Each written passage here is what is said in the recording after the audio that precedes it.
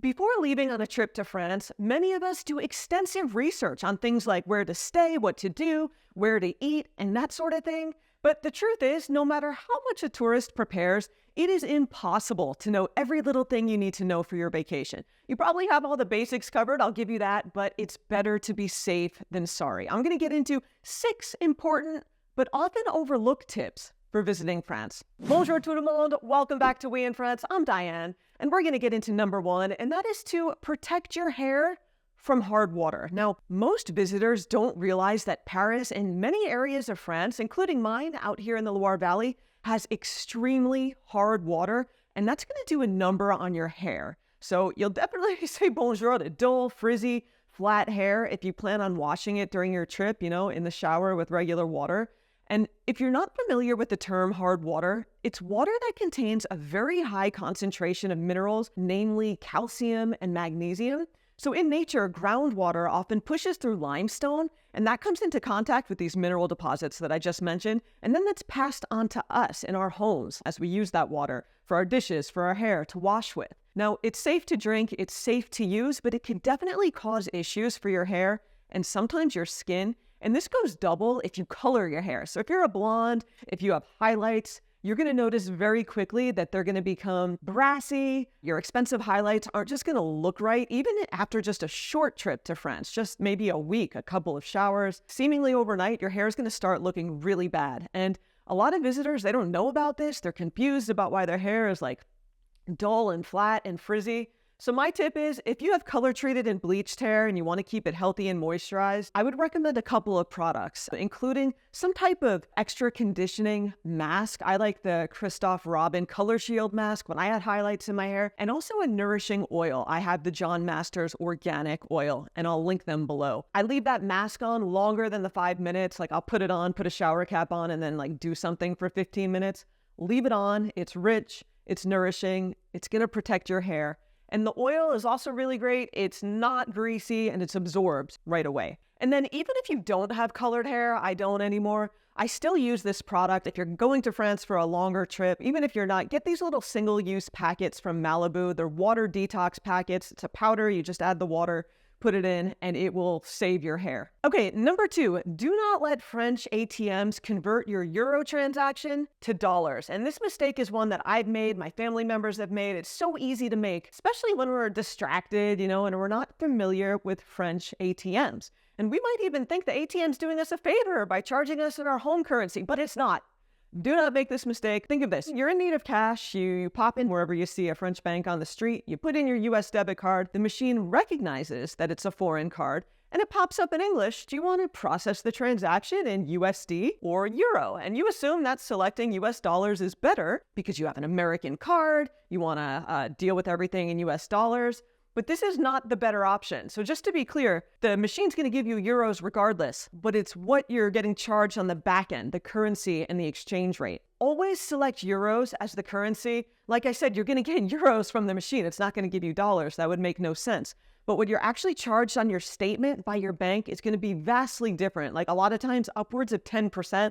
And if you're getting out a decent amount of money, that makes a difference. And this is even more painful when the euro is strong and the exchange rate is not in Americans' favor. So basically, if you select dollars, the ATM is going to use a majorly inflated exchange rate instead of the actual bank rate, the market rate, and you're going to end up paying a lot more. Let's say that the bank rate was like 110. So for every $1.10, that's €1.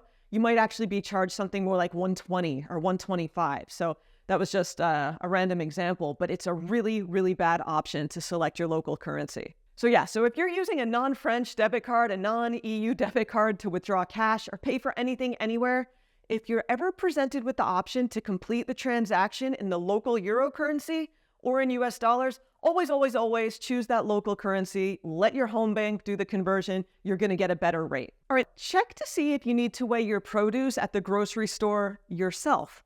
All right, now when you're grocery shopping in France, either the cashier weighs the produce at the register when you go pay, or you do it ahead of time yourself in the produce section before you head to the checkout line. Now, this just means you're going to put your fruits, your veggies, whatever, in a bag, You're going to place it on a scale that's readily accessible in the produce section, and then you'll select the item from the touchscreen, and it's going to spit out a price sticker that you then just stick on the bags so it could be easily scanned at checkout with the price already on there. But if you didn't realize that you needed to weigh your produce in the first place, it could be super embarrassing if you had to pay up at the register without a price sticker. And that's because the cashier cannot do it for you last minute. So it could be really awkward when you either don't understand the cashier is telling you to go weigh your bananas, or if there's a huge line of people behind you that have to wait, well, you go back and you go weigh your bananas properly and they huff and puff, right? And I'm speaking from experience here. And even now, a decade after I moved to France, it can still happen if I'm not paying attention to what store I'm in. Because here's the important part. Not all stores have the same system. It could be confusing because some do require the customer to weigh their produce, and others have cashiers do it at checkout. The Intermarché by my house, they weigh everything at checkout for you, so you never have to weigh anything. But the Super U right across the street, it's the exact opposite. So if you forget to get that price sticker from the scale in the produce section when you actually get your bananas, you'll have to make that mad dash because the cashiers don't have scales. They can't weigh it. This is particularly fun when you have about 5 different items to weigh. You're getting all your fruits and vegetables for the week. You have your kids in the stroller. Maybe you're on crutches. It's a crowded store with that huge line. It's just something to be aware of. So to know whether or not you need to weigh your produce, this is all you have to do. When you're in the produce section, just look around. Look for scales with a touchscreen with all the little pictures of the produce, and look and see if other customers are using them. So if you see a scale with a touchscreen, always weigh your fruits and veggies before you head to the checkout line. Because if you forget, as I've illustrated for you here, it is a pain to have to run back and hold up the line. And also, I know that when we're on vacation, people like to eat out. They like to, experience all things French. But there are a lot of great products in French supermarkets that are absolutely worth a look. I've done a lot of grocery store content here on my channel. You guys seem to like all that souvenirs at the grocery store, my favorite products. So I'll link a playlist here or here, and you could check those out. All right, choose your shoes wisely. For most of us, a vacation to France includes a lot of walking. Vacations anywhere, really. So make sure you bring a pair of shoes that you can actually walk in comfortably for miles and miles, or kilometers and kilometers, as it is. This is not the time to break in that brand new pair of sneakers you've never worn, or those cute little ballerina flats that you think look so nice with your jeans. Forget it. I learned this the hard way on my first trip to France. So definitely break in your shoes ahead of time and make a wise choice that's good for walking. And you really might think that any flat shoe is fine, and that like I said, those ballerina flats you wear all day at the office without issue, that they're fine for an afternoon of sightseeing. But often they don't provide enough support or cushioning, and your favorite shoes at home might give you blisters. So definitely test your shoes. Go on a big hike with them. Make sure they're broken in. If you're concerned about fitting in with the French, yes, French tourists and French people out and about at home, they do wear sneakers, so you don't have to worry about standing out. I did a whole blog post on what to wear in France. I'll link that below in case it's helpful. All that said, the French, they're generally not wearing their worn out Nike athletic shoes that double as their gym shoes that they've had since 2015. They're wearing more fashionable sneakers, but they're also comfortable. All right, next up, be ready for all types of weather. Now, along with my previous tip about shoes, it is so important to be prepared for all types of weather. Bring layers, bring a quality scarf, bring an umbrella for pretty much all seasons. I visited Le Mont Saint-Michel in June when it was in the 40s Fahrenheit with piercing wind, and I was so glad I had a warm scarf and a hat with a hood and everything. I've been to Paris in the spring expecting warmer temps in May, and I wish I'd brought more pants and long sleeve tops. I did have a trench coat that came in handy. But you'll definitely want a versatile jacket, a scarf. They're really important to pack, especially in the spring.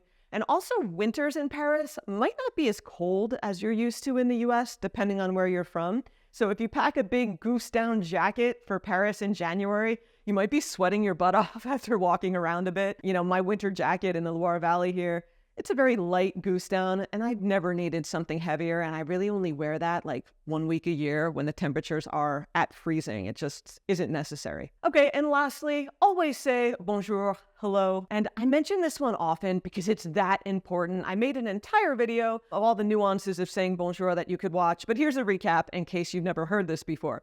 In France, when you approach anyone for absolutely anything, no matter how small, always, always, always say bonjour before saying anything else. And This applies to when you're asking someone for directions on the street, when you're approaching a restaurant host or hostess for a table, when you're ordering a croissant at a bakery or buying a train ticket, anything at all. Saying bonjour in France, it's not just hello, it's a cultural must. And yeah, literally it means hello, good day. But it's also the way the French say, I'm acknowledging your presence as a fellow human being first and foremost. And it's only after that that the rest of the conversation can politely occur. Now, in the United States, it would be perfectly fine to approach a store employee to ask a question and say, where's the restroom, please? It's not the most polite way to phrase it. You probably want to start with a hello, but no one would bat an eye at you in the US if you said that with please, right? But in France, that wouldn't fly. You'd need to say, bonjour, où sont les toilettes, s'il vous plaît? Hello, where is the restroom, please? And then probably a merci after, a thank you. And there are lots of reasons why tourists do not say bonjour. They either don't realize they need to, but that's no longer an excuse for you because you're watching this. Or what it comes down to is they're already thinking about the next part of what they need to say, and they forget the most important word, because they're already stressed out about, oh my gosh, are they going to understand me? I don't speak French well, and you forget the most important word. And with that, I'm going to leave it here for today. Thank you for watching. I want to know down in the comments what other important but overlooked tips you'd recommend and what you'd add to my list for tourists coming to France, whether it's a big city, a small town.